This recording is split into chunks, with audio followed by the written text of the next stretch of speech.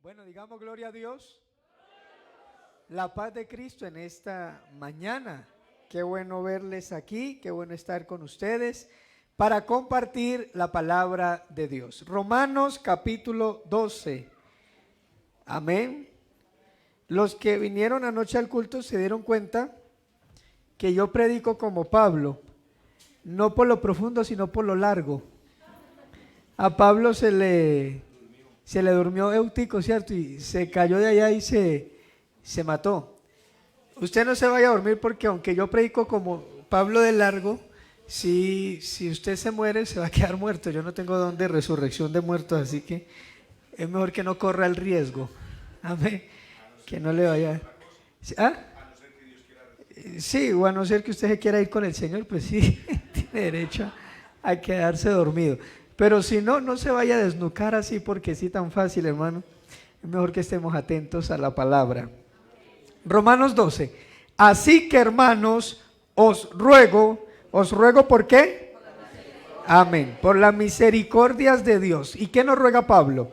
Que presentéis vuestros cuerpos en sacrificio vivo, santo, agradable a Dios, que es vuestro culto racional. Todos fuerte el versículo 2. No os conforméis a este siglo, sino transformaos por medio de la renovación de vuestro entendimiento, para que comprobéis cuál sea la buena voluntad de Dios, agradable y perfecta. Amén. Salude a 3 hermanos. No puede ser feitos esta mañana, no se preocupe. Salude a 3 hermanos, por favor. Deséele la paz de Cristo. Amén. Amén.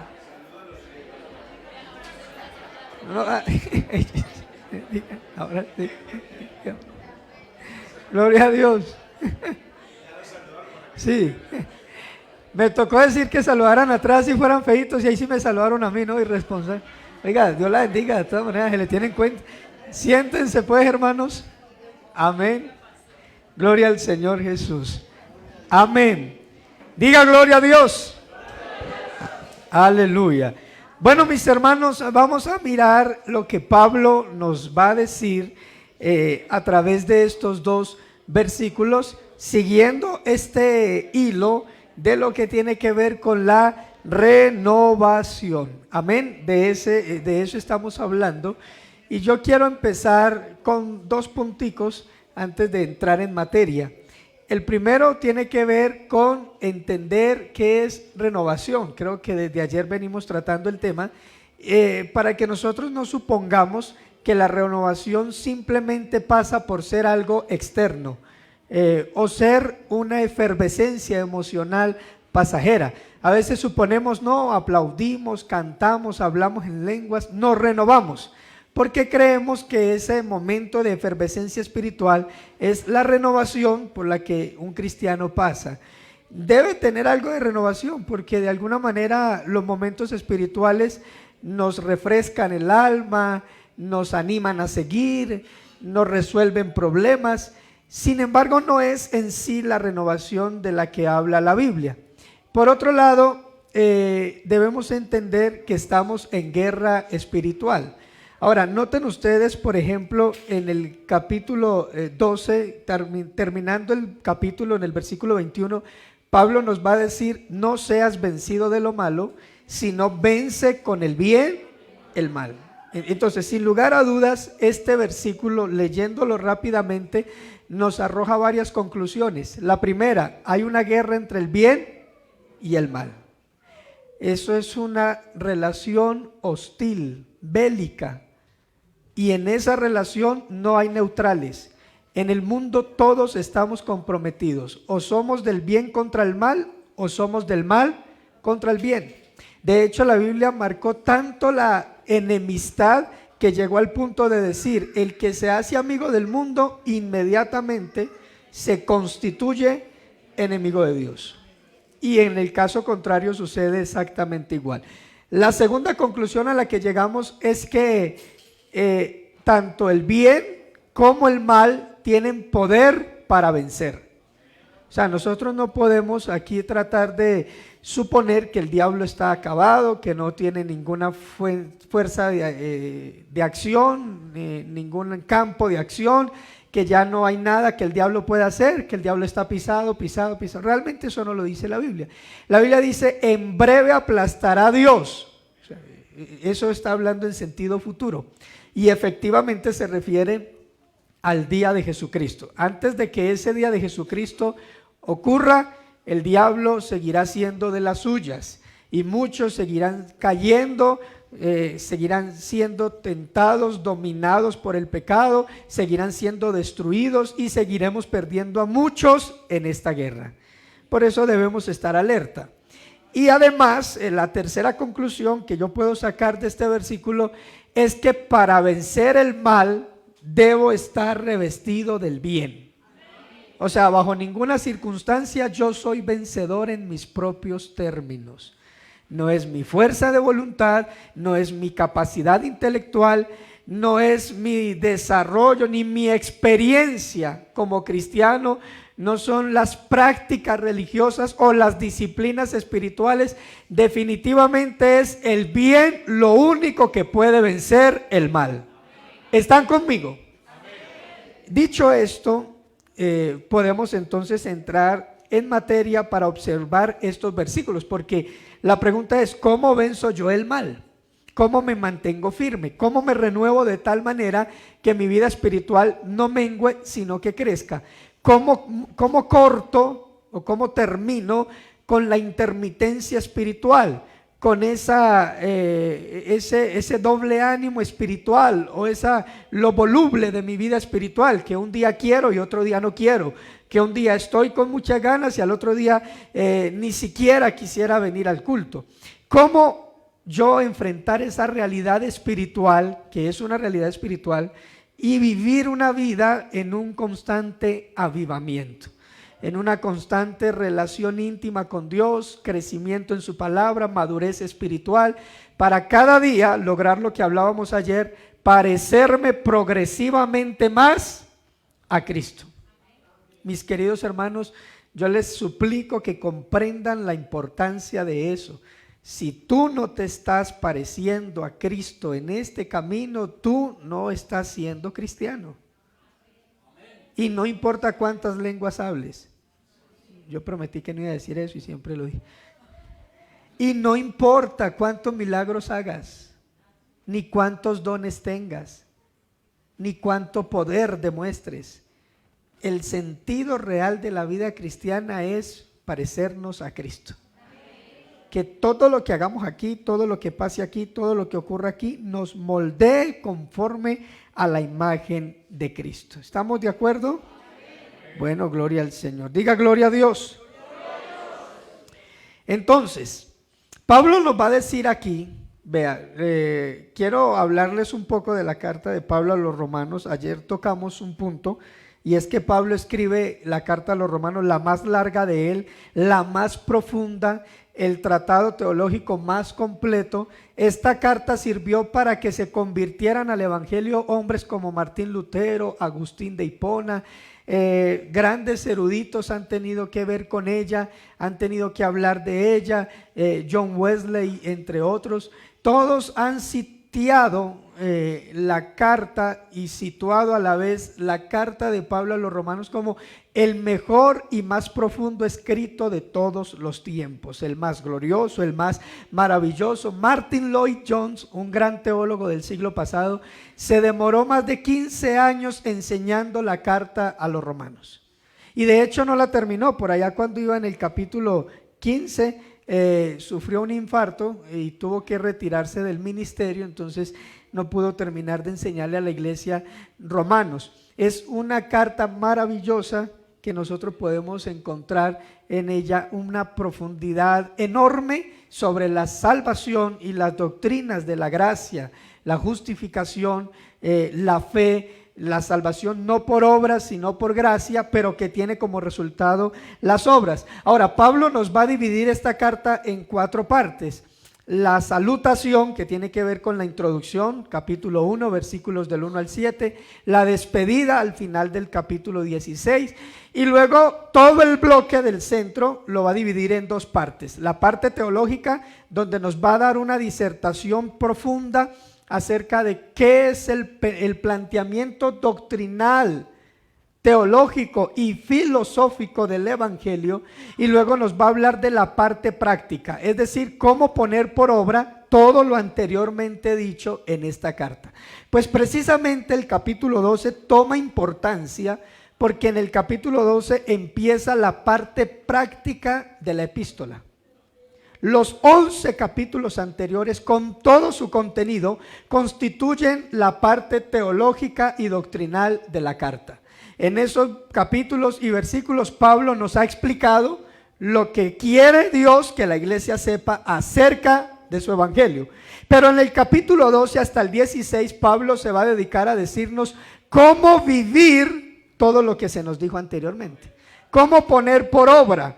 Ustedes deberán entender conmigo esta mañana que los grandes teólogos no son los que llegan al cielo. Al cielo, para llegar al cielo no se necesita mucha teología, mucha exégesis, hermenéutica, no se necesita mucho conocimiento profundo acerca de la doctrina de la Biblia, en el sentido del mero conocimiento. Yo no estoy desvirtuando para nada el conocimiento bíblico, por el contrario, le animo a que usted indague en la palabra de Dios, pero en el sentido simplemente del conocimiento no será muy útil para nosotros. La iglesia está llamada a poner por obra lo que entiende de la palabra de Dios. Como dijo en alguna ocasión un teólogo, se le acercó a alguien y le dijo: bueno, yo tengo un problema, pastor, con la Biblia. Y el problema que yo tengo es que casi no entiendo lo que leo. Y entonces él le contestó: bueno, yo tengo otro problema. El problema mío no es con lo que no entiendo, porque al fin y al cabo eso no lo entiendo. El problema mío es con lo que entiendo pero no hago. Entonces, hermano, al fin y al cabo el Señor no le va a preguntar por lo que usted no comprenda. El Señor le va a preguntar qué hizo usted con lo que sí logró comprender de la palabra de Dios. ¿Ustedes ya se durmieron o todavía me están escuchando? Ah, bueno, están atentos, ¿sí o no? Diga gloria a Dios. Amén, amén, gloria al Señor. Entonces, Pablo nos va a encabezar esta sección de Romanos diciéndonos: así que. Esa palabra así que es una manera de resumir todo lo anteriormente dicho. Es como si dijera Pablo: en razón de lo expuesto con anterioridad, o en razón de lo expuesto anteriormente en los 11 capítulos, hermanos, os ruego por las misericordias de Dios. Pablo se tomó 11 capítulos de Romanos para explicarnos pormenorizadamente, detalladamente, especificadamente las misericordias de Dios. Y permítame recordarle a esta iglesia que no podemos ver las misericordias de Dios lejos de la cruz del Calvario. En la cruz del Calvario brillaron en su máximo esplendor todas las misericordias de Dios. Y antes de seguir con ellas, yo quiero decirles a ustedes que la misericordia de Dios, en otras palabras, es la entrega del amor de Dios a enemigos suyos en el pecado. En otra forma de decir, es como la misericordia de Dios es Dios quitándote el destino que mereces tener, o quitándote las cosas que mereces recibir debido a nuestro extravío. Hermanos, nosotros debíamos ir al infierno. Teníamos un lugar reservado en la eternidad condenatoria para siempre. No había forma de revertir ese destino. No había forma de regresarnos de allá. Íbamos camino a la condenación eterna. Y la misericordia de Dios se atravesó en la mitad para quitarnos el destino, para evitarnos el sufrimiento y para salvarnos de la condenación. Alabado sea el nombre del Señor. Ahora, esto se conecta de manera perfecta con la gracia, porque la gracia es el complemento de la misericordia. Mira, si Dios hubiera decidido simplemente evitarnos el infierno, hubiese sido razón suficiente para adorarlo por toda la eternidad. Si Dios hubiese querido no permitirnos caer allá para siempre, hubiese sido motivo absoluto, completo, para nosotros dedicarnos nuestra vida a Él, servirle a Él por siempre. Pero lo grande de Dios es que Él es insondable y por lo tanto su generosidad es inalcanzable, es absolutamente amplia. Por eso el Señor no solo nos evita el infierno, que sería no darnos lo que merecemos tener, sino que empieza a darnos lo que nunca merecíamos tener.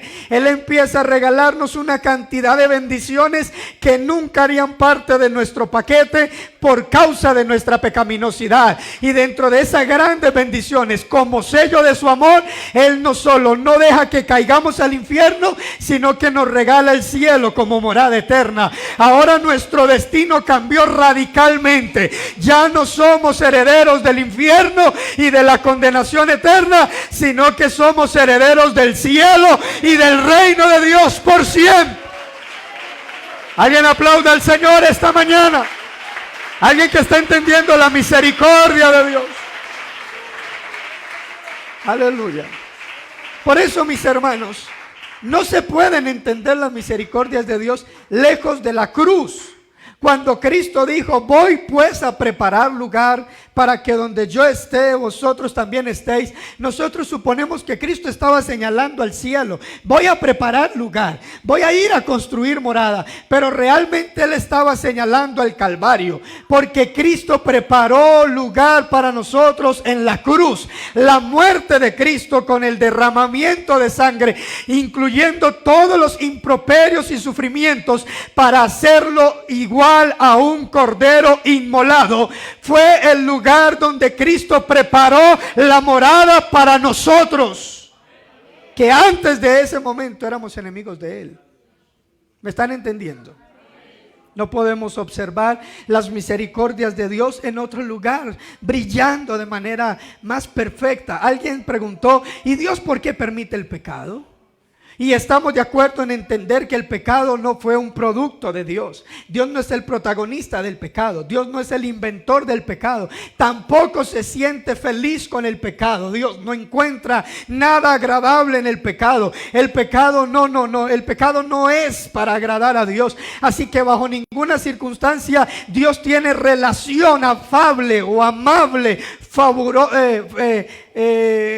a favor del pecado. Bajo ninguna circunstancia Dios tiene un tipo de relación así con el pecado. Pero Dios permitió el pecado porque gracias al pecado Él hizo que su gloria brillara en su máximo esplendor. Permítame decirlo de esta manera: los atributos de Dios pudieron ser visibles gracias a la existencia del pecado, porque por el pecado pudimos entender la grandeza de su amor, la profundidad de su misericordia, lo insondable de su gracia, pero también lo perfecto de su juicio y la grandeza de su ira, condenando la maldad. En otras palabras, el pecado permitió que todos los atributos de Dios brillaran de manera perfecta para demostrar su gloria. ¿Y dónde brillaron los atributos de Dios? En la cruz del Calvario. Fue allí donde Cristo nos develó su naturaleza, que era la naturaleza del Padre, de una manera perfecta. Fue allí en la cruz del Calvario. No podemos observar la misericordia de Dios lejos del Calvario. Allí es donde vemos las manos horadadas y los pies horadados de nuestro Salvador. La cabeza, hermano, a Él le pusieron una corona de espinas.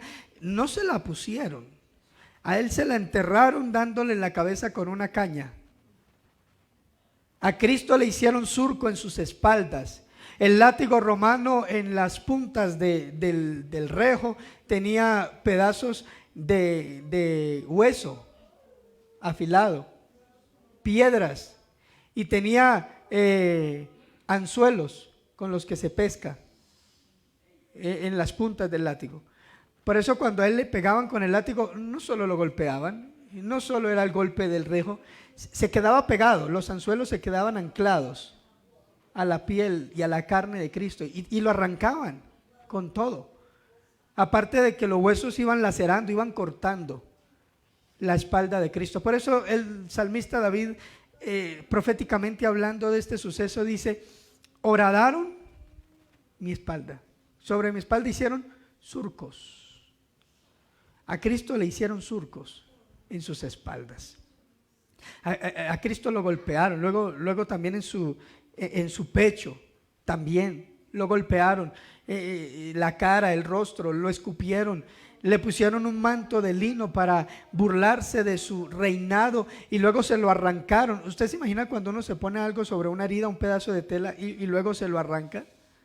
Le enterraron las espinas y la corona de espinas y traspasaron incluso su cráneo, su hueso. Y luego lo llevaron cargando su cruz en medio de improperios, de maltratos, de golpes.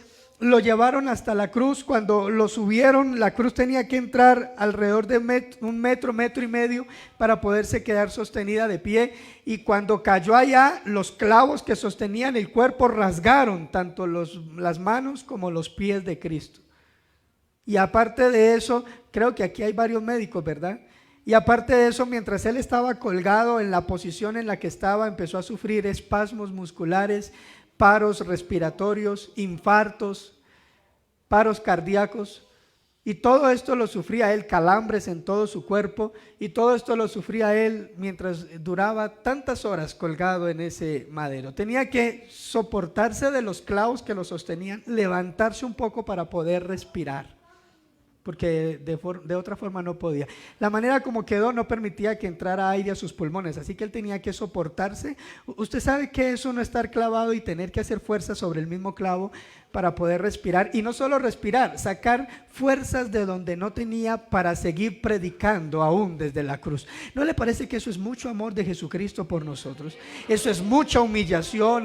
Cristo se bajó demasiado para cargar en él el pecado de todos nosotros, y como si lo que yo le estuviera diciendo fuera poco, permítame agregarle un poco más. No solo estaba la burla de las turbas, el improperio de las personas que estaban frente a él, el dolor de la crucifixión misma con todo lo que implicaba, aunque con Cristo se les fue la mano, lo trataron como a ningún otro reo, sufrió la peor de las muertes, y cuando digo la peor es de verdad, nadie más sufrió como Cristo. Y aparte de eso, estando en esa cruz, todo durante 3 horas se volvió tinieblas. Lo que faltaba, la ira del Padre sobre el Hijo, porque como el Hijo había cargado el pecado de nosotros, entonces tenía que sufrir el castigo del cielo. Hermanos, Cristo en la cruz del Calvario, ¿sabe por qué pagó el precio de nuestra salvación? ¿Sabe por qué cargó en él nuestro pecado? ¿Y sabe por qué tiene poder para librarnos de la condenación? Porque durante 3 horas de oscuridad,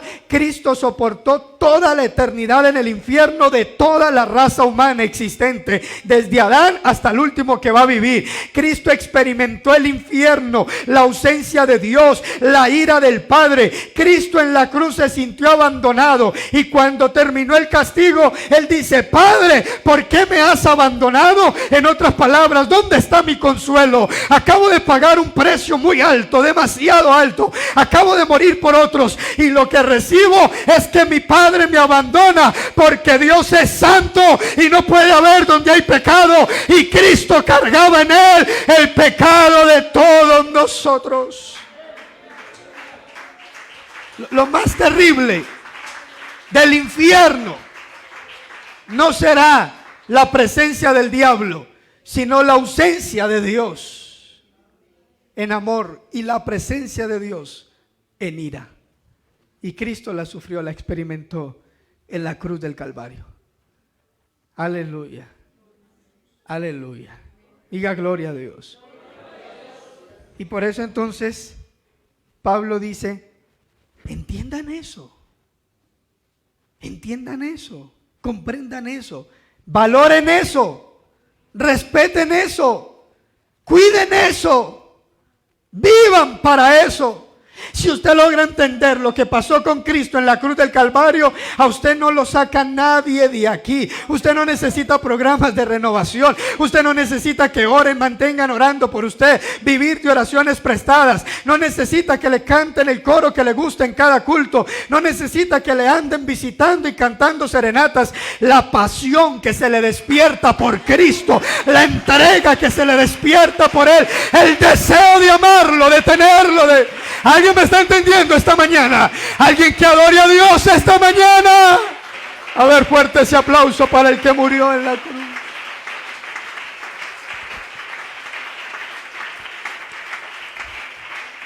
Cuando tú entiendes esto, nadie te tiene que obligar.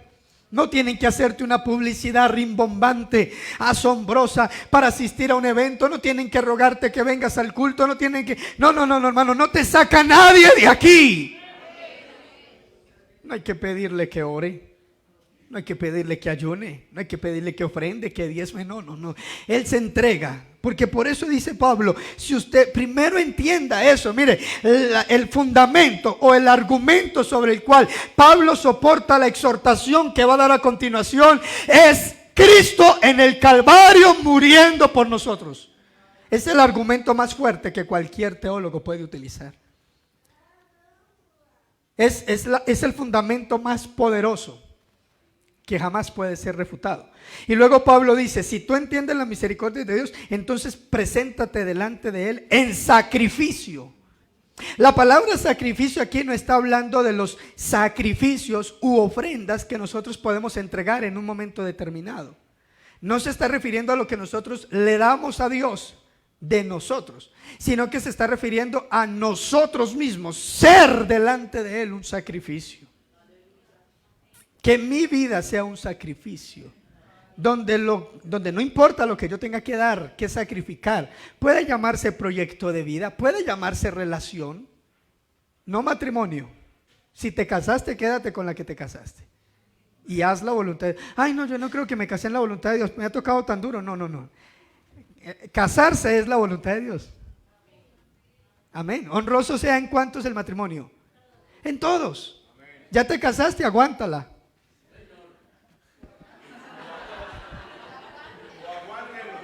El Señor está hablando, ¿cierto? Que cantaletosa, que aquí, que allá.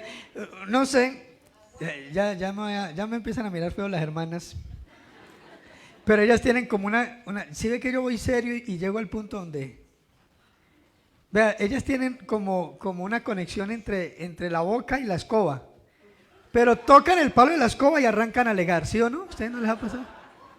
Vea, yo tanto que he dicho que estos zapatos aquí, que están aquí, que no me ponen cuidado, que aquí, que acá. ¿No son así? Ahí están las hermanitas calladitas.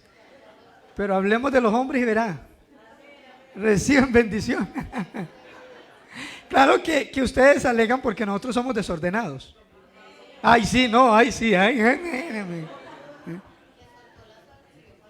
Sí. Soltera diaconisa y ahorita ando con la... Oiga, qué cosa, ¿no? Pero nos toca soportar, nos toca aguantar ese sacrificio. No, el divorcio nunca será un sacrificio válido para Dios, pero sí puedes romper con una relación de amistad, con un noviazgo, con un lugar donde estás visitando continuamente, un hábito pecaminoso que te está llevando hacia el mal y te duele dejarlo, pero vas a tener que dejarlo.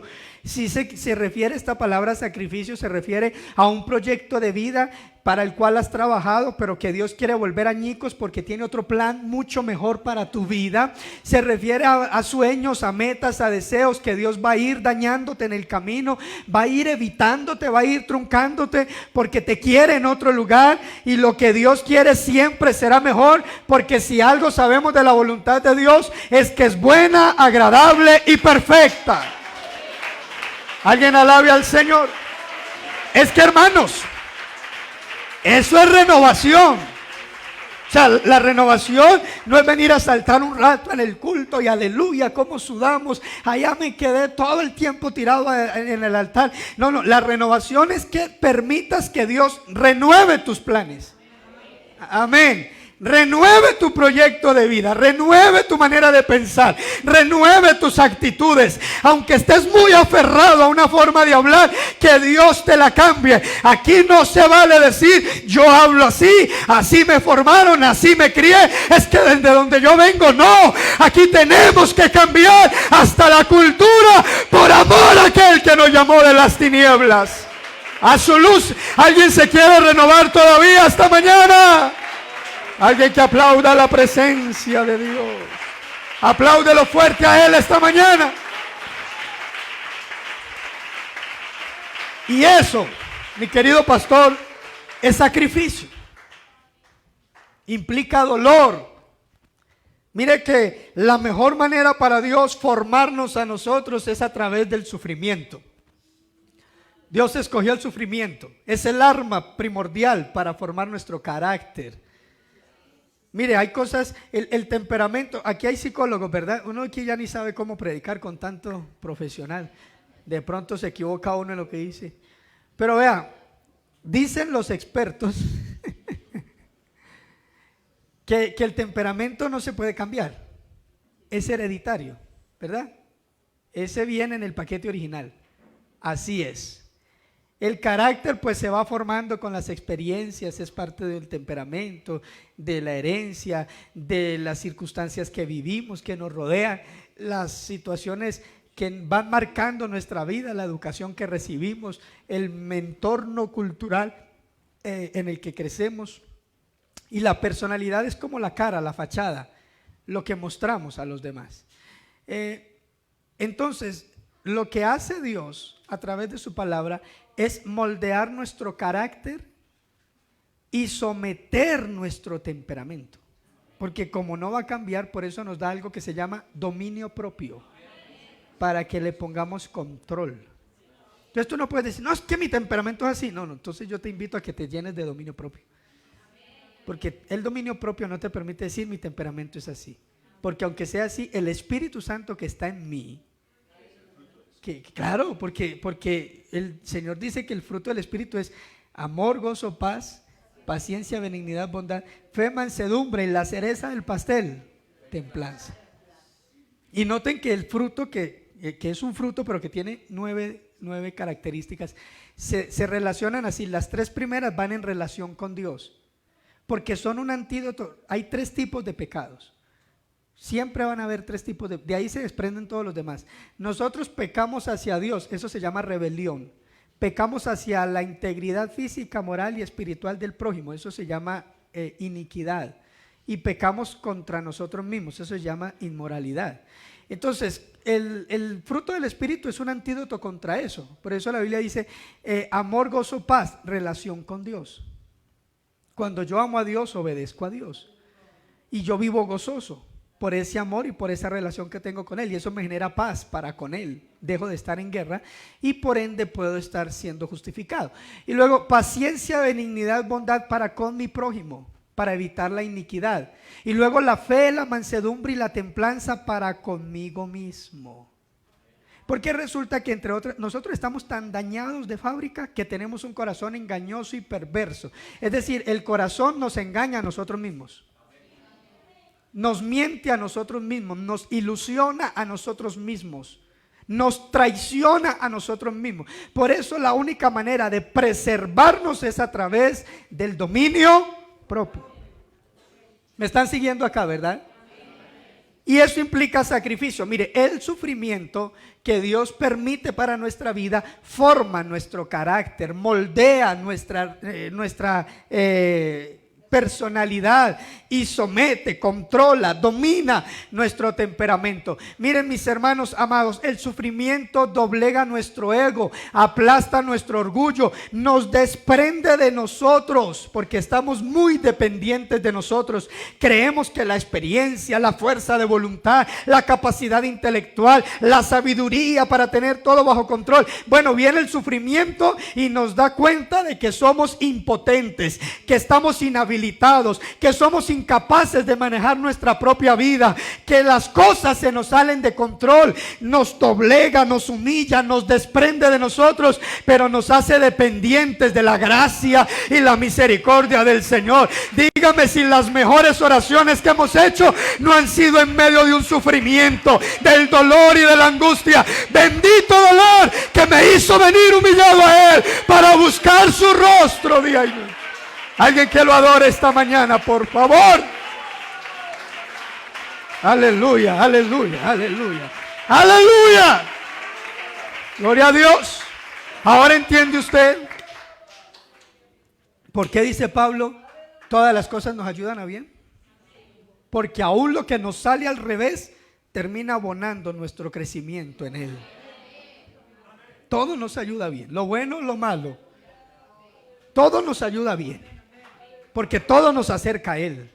Dios es tan bueno, hermano, que revierte las repercusiones de una enfermedad, de una crisis económica, de una separación sentimental, de una crisis emocional. Todo Dios lo revierte para que nos acerque a Él, lo conozcamos a Él, nos parezcamos a Él y crezcamos en Él.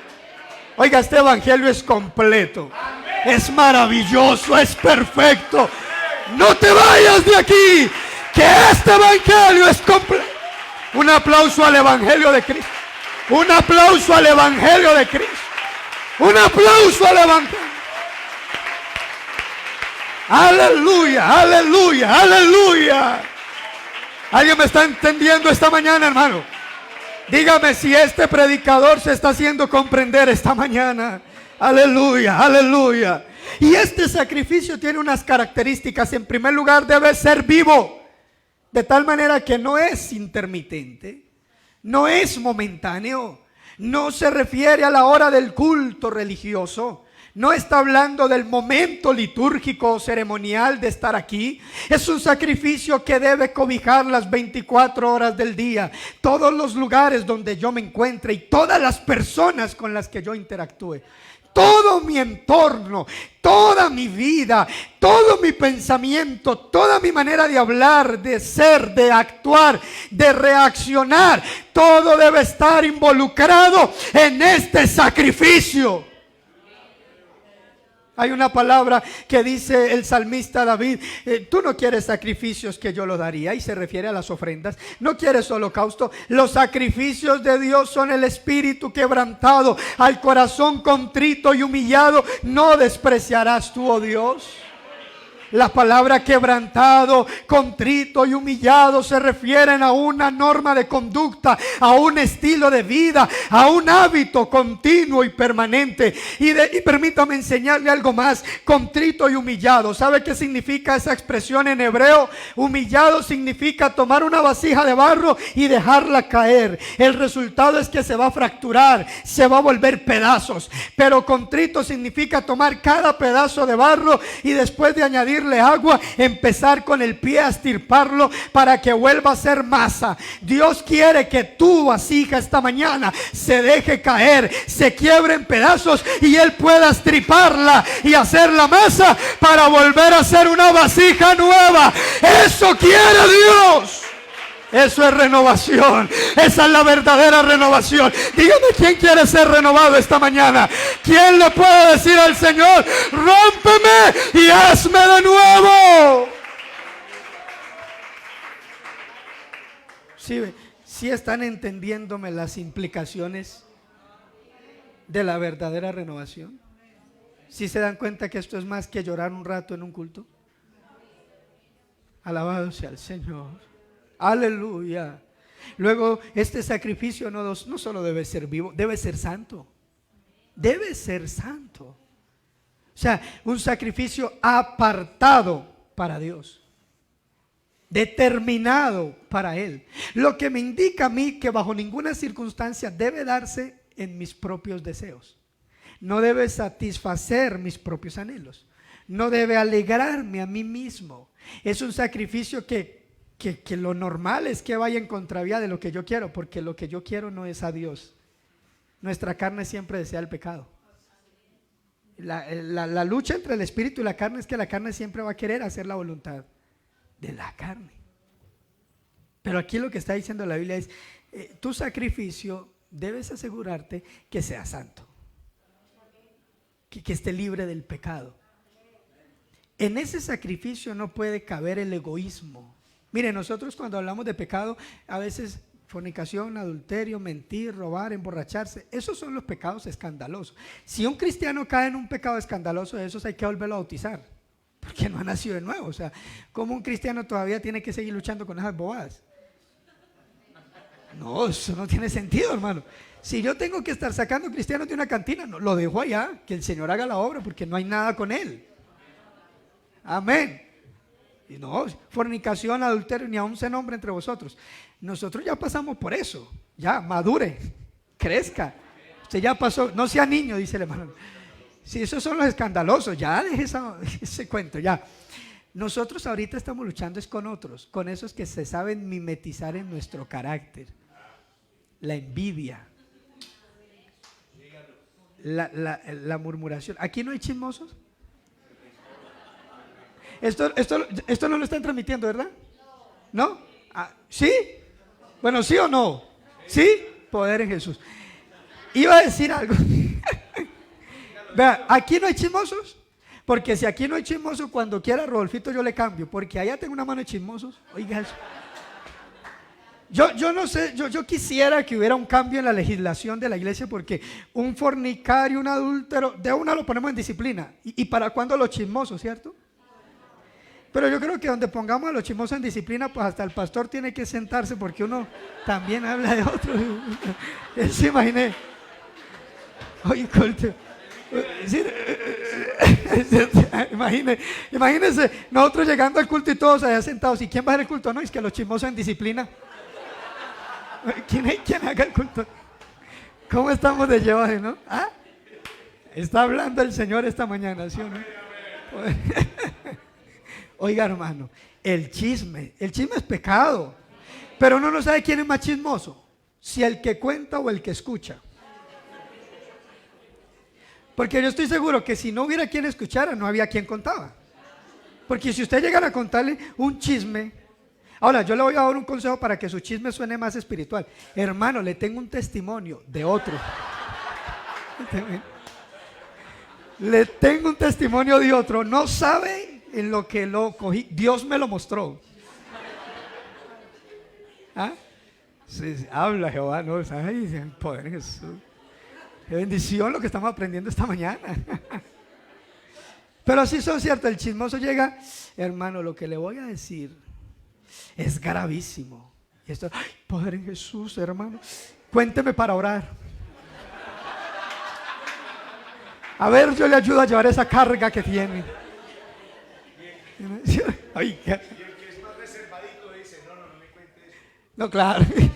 Después, cuando no haya nadie. Oiga, usted se imagina, y el chismoso, y esos chismosos. Hermano, pero lo que le voy a decir es solo con usted.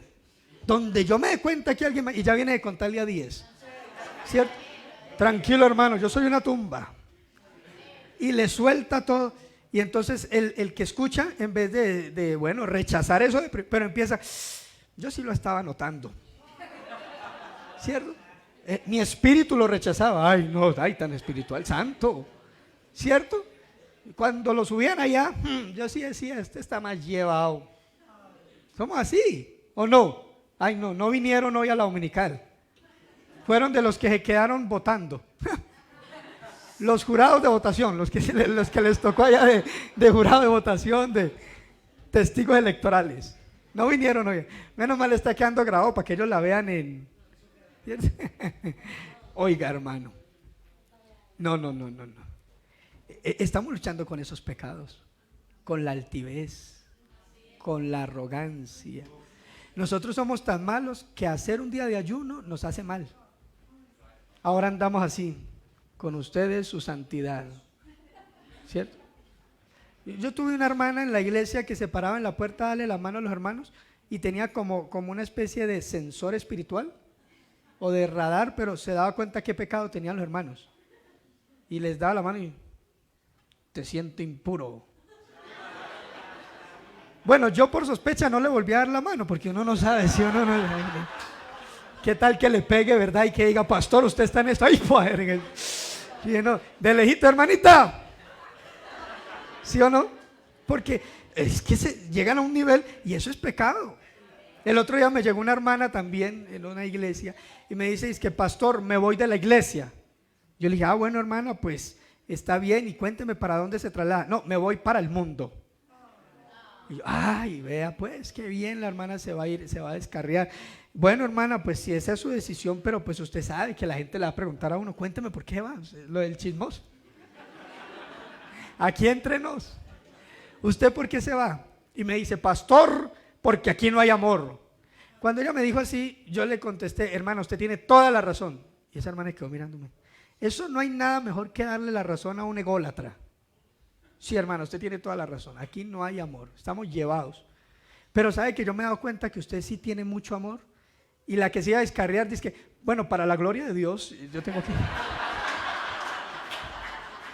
tengo que testificarle, pasó que Dios a mí sí me ha dado ese don.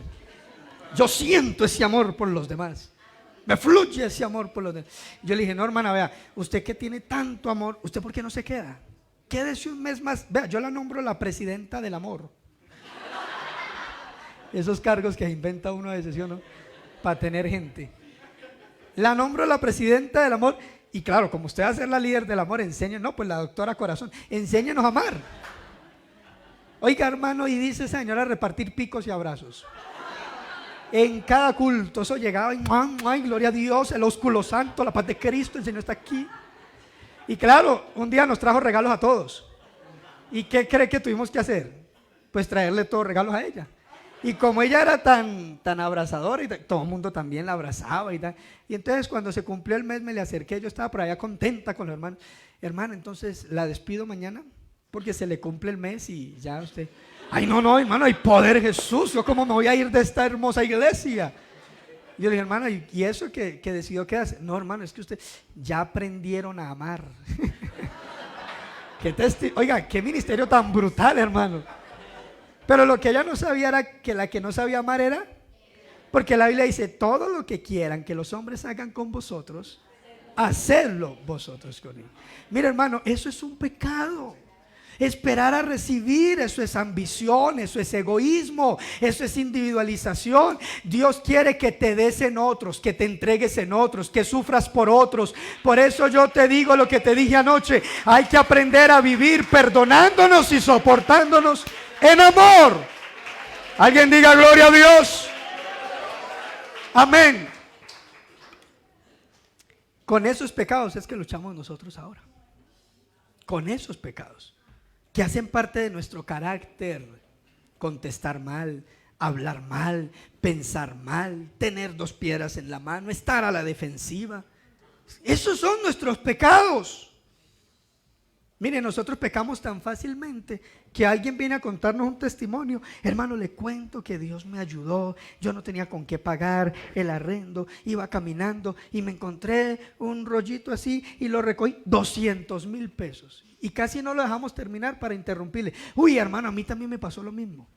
Yo también tenía una necesidad. Y siempre por lo regular el testimonio del que sigue es más poderoso. Yo me encontré 500,000. ¿Eso es pecado? Cuando alguien te venga a contar un testimonio, disfrútalo de él, gózalo. Me alegra, hermano, qué bendición, lo felicito, Dios está con usted. Ya, no es tiempo para contar lo tuyo, eso es vanagloria. Eso es vanagloria, no es tiempo para lo tuyo. Por eso la Biblia dice, llorar con los que lloran. Esa parte nos quedó más fácil. Lo difícil es reír con los que ríen. Porque tenemos una envidia. Nos encanta que seamos nosotros los que seamos exaltados. ¿Y qué decir de la presunción? ¿Sabe que la presunción fue un pecado con el que tentaron a Jesús?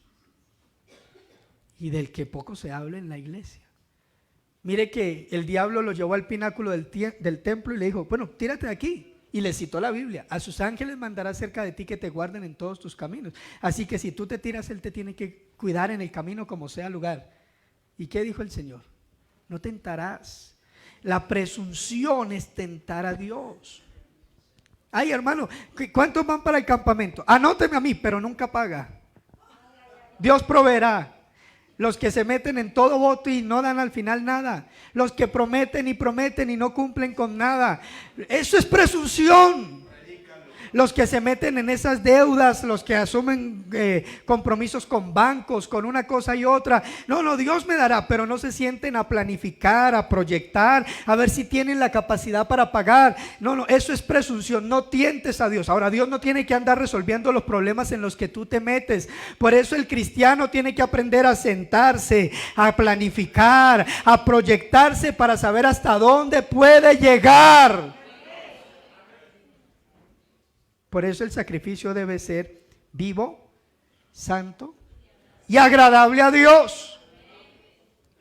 Que satisfaga a Dios, que lo haga para la gloria de Dios. Y eso constituye nuestro culto racional. Ahora regálenme 10, tal vez 15 minutos para terminar y desarrollarle el versículo número 2. Primero, ¿entendieron el versículo 1? El culto racional es un estilo de vida. No es una relación, no es una reunión ceremonial o litúrgica. Es una forma de vivir la vida, es una forma de enfrentar la vida, es una forma de experimentar. Ser espiritual no es hablar en lenguas. Ser espiritual es una manera de pensar, de razonar y de actuar.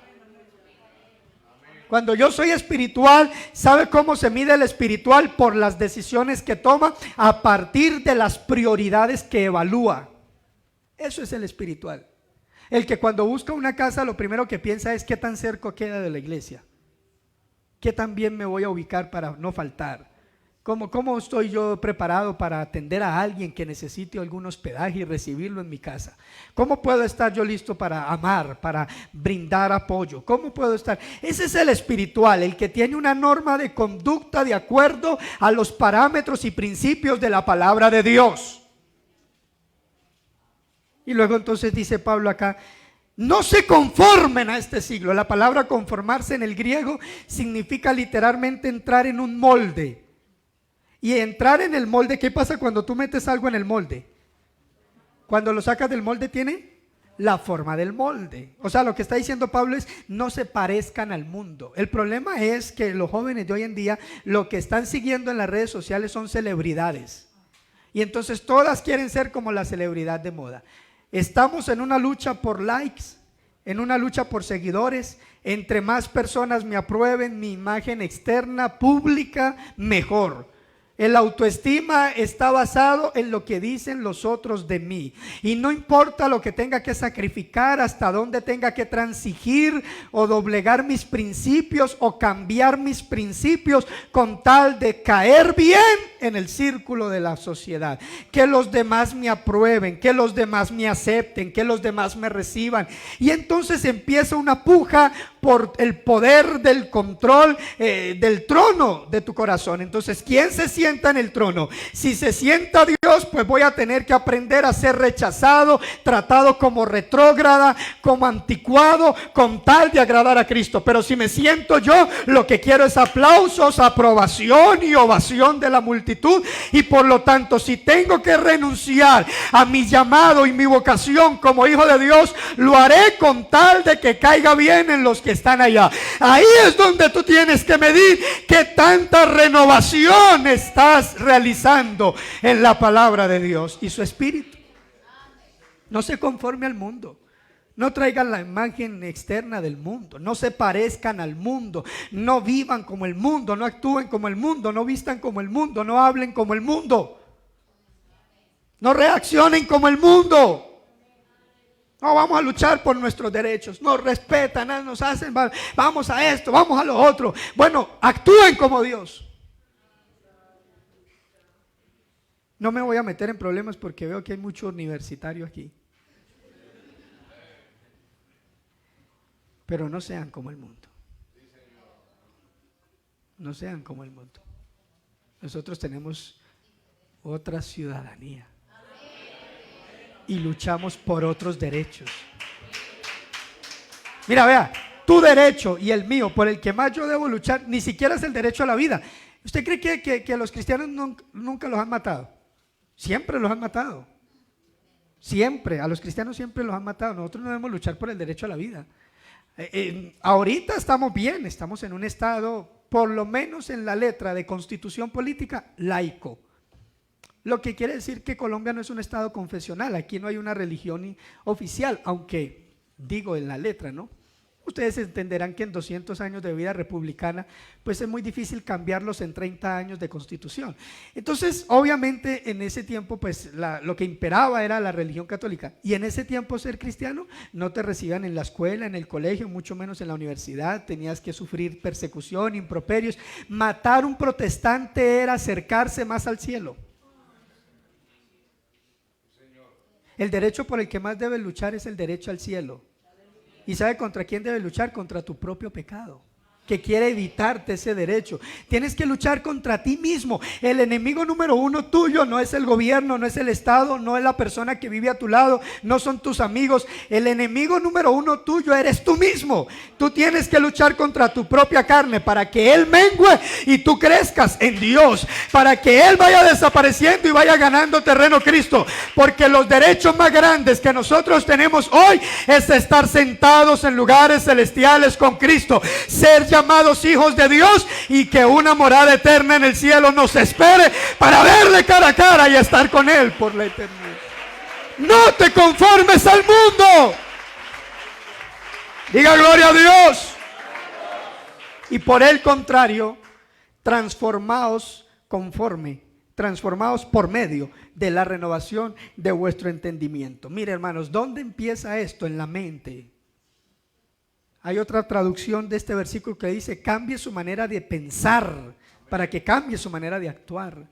O como le diría Pablo en Efesios 4:22. Mire que a mí me encanta este ejercicio. Si tú lees Efesios 4:22 y 24 sin leer el 23, parece que el 23 no hiciera falta.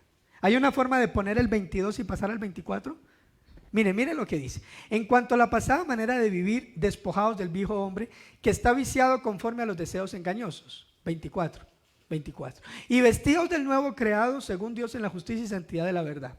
Parece que no se violara ninguna norma, ¿cómo se llama? De la escritura gramatical, como que no faltara ningún texto en la mitad, o sea, realmente como si el 23 sobrara.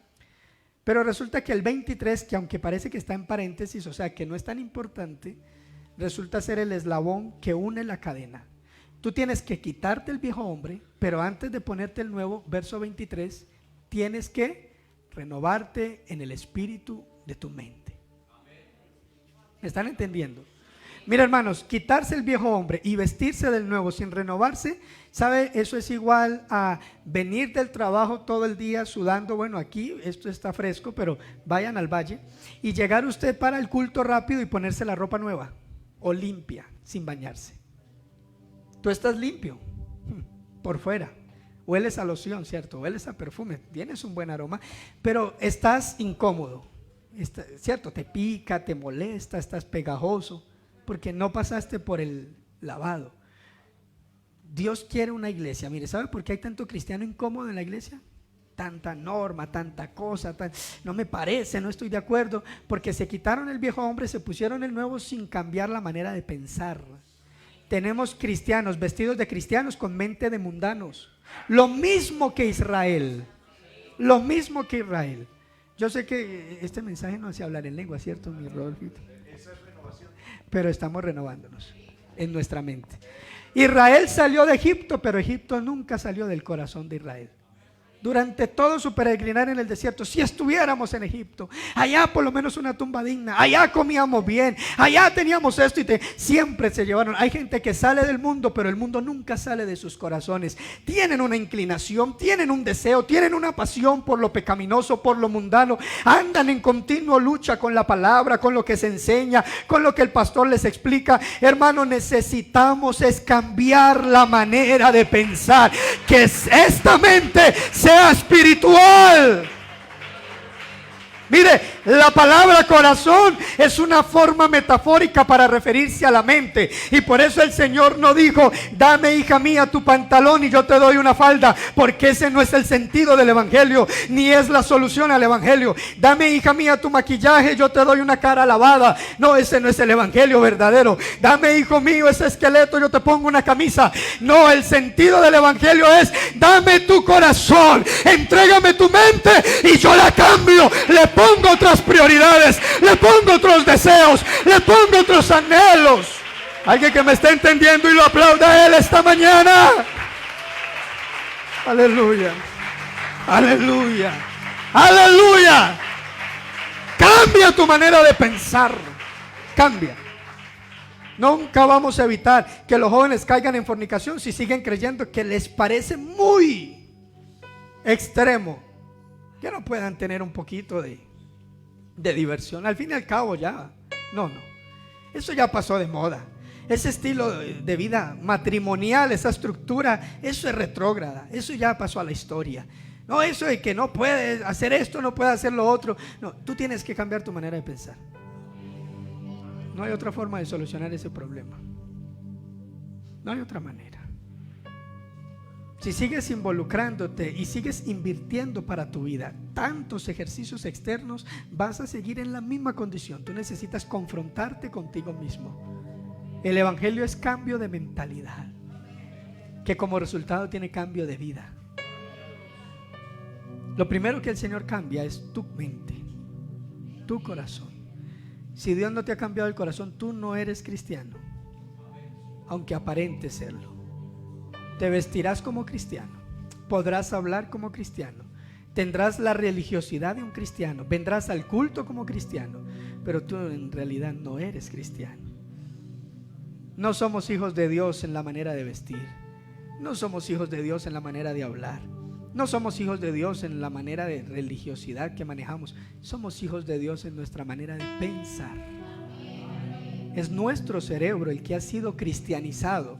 Y cuando claro, porque ese es el ser, esa es la esencia, esa es nuestra naturaleza. Cuando mi esencia, cuando mi mente, cuando mi cerebro cambian, todo lo demás, hermano, eso es producto, eso es consecuencia.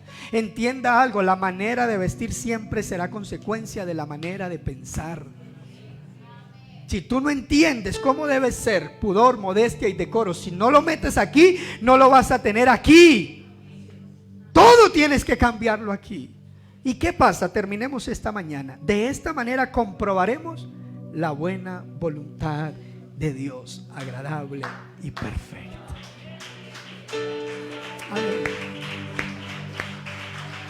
Aleluya.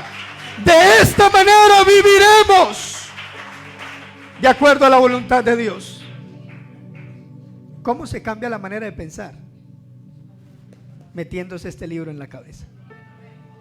Metiéndose este libro en la cabeza. Por eso, mire, terminemos con este versículo maravilloso. Colosenses 3:16. La palabra de Cristo more en abundancia en vosotros. ¿Y haciendo qué? Enseñándoos y exhortándoos en toda sabiduría. Yo quiero preguntar esta mañana en el nombre de Jesús: ¿quién quiere esta mañana venir a este altar de manera sincera a decirle al Señor: renuévame, cambia mi manera de pensar? ¿Quién ha entendido que necesita moldear algún pensamiento? ¿Quién necesita todavía luchar contra algún pecado que se le ha adherido al carácter?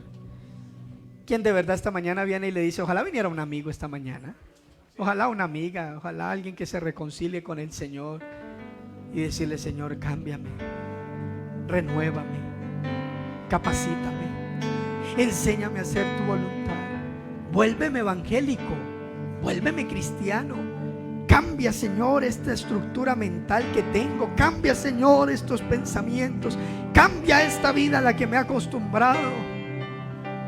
Necesito pensar diferente, necesito pensar distinto, necesito razonar de otra manera, necesito ser otro. Uno más que venga esta mañana y hacemos la oración. A ver, un joven, una señorita que quiera venir y decirle: Señor, cámbiame, Cámbiame cada día, cámbiame cada día, cámbiame cada día. Yo no quiero religiosidad, yo no quiero ceremonialismo, yo no quiero ritualismo, yo quiero cristianismo puro, verdadero, sincero. Yo quiero espiritualidad real. Yo quiero de ti, Señor, para ser más como tú. Habla con Él, dile: Señor, ayúdanos, moldéanos, capacítanos, transfórmanos. Queremos más.